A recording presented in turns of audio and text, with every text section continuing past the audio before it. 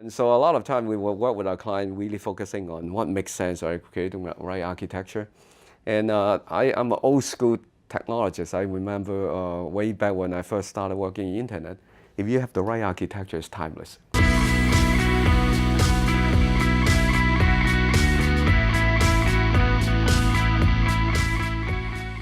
This is Velocitize Talks, and I'm Eric Jones. I'm here with Steven Moy, an EVP and CTO at RGA. Steven, it's good to have you. Thank you for having me today. I wanted to dive in. You're the CTO of RGA. Tell us a little bit about the firm and how you apply technology to your clients' businesses. RGA has been around 42nd years. This is 42nd years, and technology has been an integrated fabric for everything we do, from special effects. The first 10 years that Bob Greenberg, our founder, doing special effects for Superman, Predator, all about technology. And when technology innovate, commoditizing the special effect, we get into the CD-ROM, the interactive business, and then you get into all the website we design. Remember Flash at one point is everything on. Yeah. So technology has been everything that we do. And as a CTO, I constantly looking for what is the mix of technology I can make together that help our client to transform their business. Not only transforming the business, we need to transform all the customer experiences that they have, because all the new touch points popping up everywhere, from Alexa voice. I mentioned last time when you go to China, Shanghai, like Alibaba, you can actually pay by face. All the way to screen to augmented reality, technology play a very important role. And then when you get into what we define marketing transformation, it's all about data. How you take data, inform your communication strategy, and do personalization at scale. So I always say for a geek, for a technologist, this is just the beginning. It's a very exciting time talking about not only making an impact to the culture, to business, and also to marketing. Every business today is in the middle of a transformation, and if they're not, they risk obsolescence. Tell us the role that speed is playing, the critical component that speed plays in successful transformations today. Absolutely. At RGA, and also on my personal belief, in order for making any change, like transformation, disruption is about change. For you to generate change and also drive the whole company to a new type of business or new type of marketing or new type of experiences, for your target audiences, creating movement or momentum very important. So speed is very critical. We truly believe if you cannot commercialize the idea within months, I'm talking about under 6 months, you probably already designing something already will be obsolete by the time you launch. The earlier you can get momentum, not only in the market, also getting more audiences using your product and services, learning from them, refining it, is better for your strategy. You mentioned data at the outset, and the important role that data plays in effective personalization. How do you do that at scale, and how do you also sort of balance that with not being too creepy, but helpful? I believe actually we have more data than we need, or a lot of noise out there, right? So having an enterprise data strategy is very important, and also enterprise data acquisition strategy. Not only you know what you need to capture to create competitive advantage, how you capture the right data and putting into technology mix, machine learning, AI, all types of different technology, and then that inform all your decision, right? From should I launch a new service? Should I do a new product, or a digital product? Should I do different touch point when you see more momentum, people actually buying at home using voice? Or how about communication? Maybe people don't watch TV anymore. It's all about texting right now, about Instagram, right? In China, about WeChat. So no longer about display, pay search, or the traditional channel. Absolutely. Yeah, so very important, data. So having the right set of data, know how to get those data, and keep on enhancing them is important. We've all seen the Scott Brinker, MarTech landscapes. And the explosion of MarTech solutions today. How on earth does a CMO stay on top of all of that? Great question. That's why agency consultancy exists. Because truly, right, remember one of the graph we seen, or depends on what publication you read, easily 1,000 companies out there. Yeah. And almost to the point a lot of C-suite executive working with me or in the past or currently, they don't even know where to begin. Right. So as a CMO, they, first of all, having a more digital organization is important, right? I know it's an overused word, but I don't mean just digital marketing, meaning how to put a consumer at the center of everything you do and understand all the behavior using data, like buying behavior, member binging, watching, remember talk about the technology habit. It's changing today, right? It keeps changing, like binge watching, tapping, at one point swiping. So having that kind of setup, right? Put the customer in center of everything you do, understand 360-degree about the true single truth of the customer, and then creating product and services surrounding them.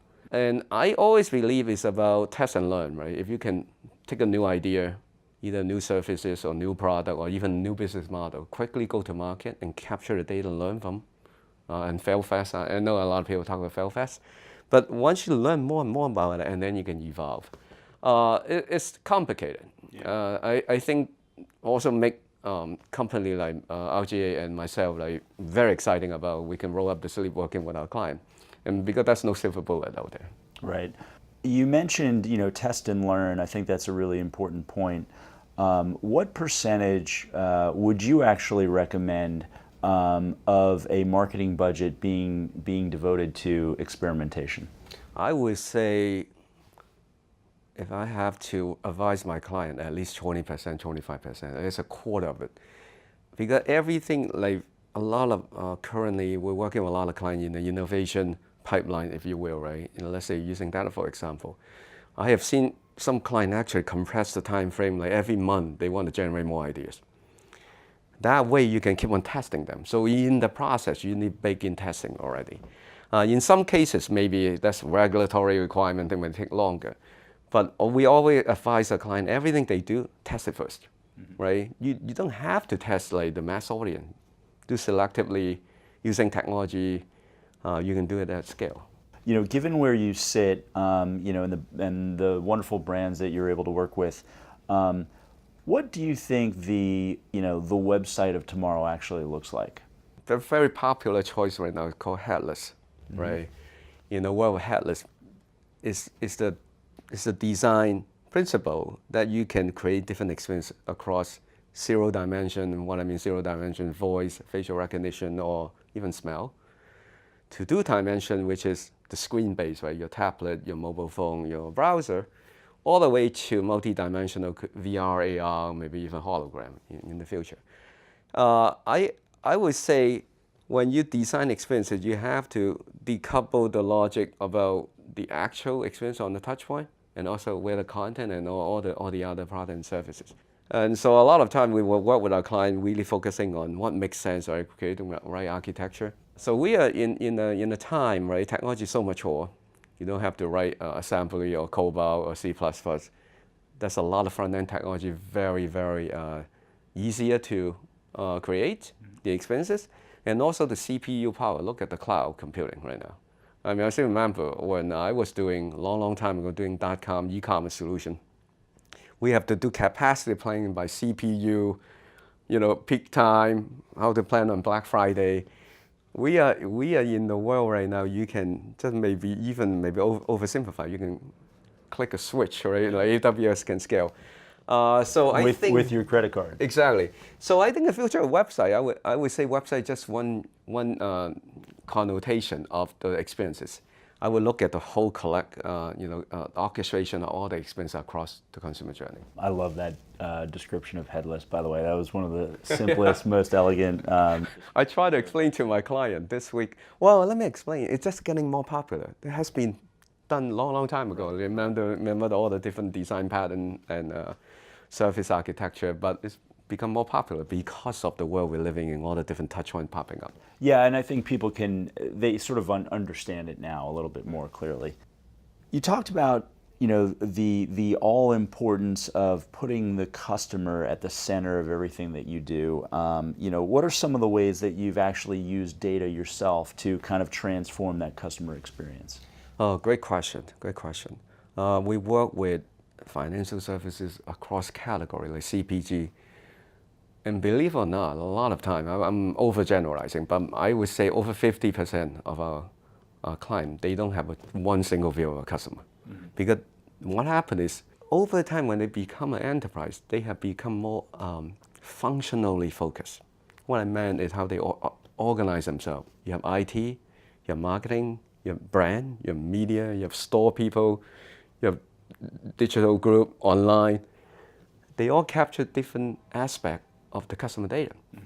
If you look at the disruptor, right, most successful, from Apple all the way down to the other disruptor. Remember I talked about even dating application, Tinder getting disrupted. But if you look at those companies, they look at you in one single view because they don't have that kind of legacy. Right. In my humble opinion, at least they don't have that legacy, right? When they, like Uber, designed the app, you download the app, they kind of interacting with you through that, all those touch points, they learn everything about you.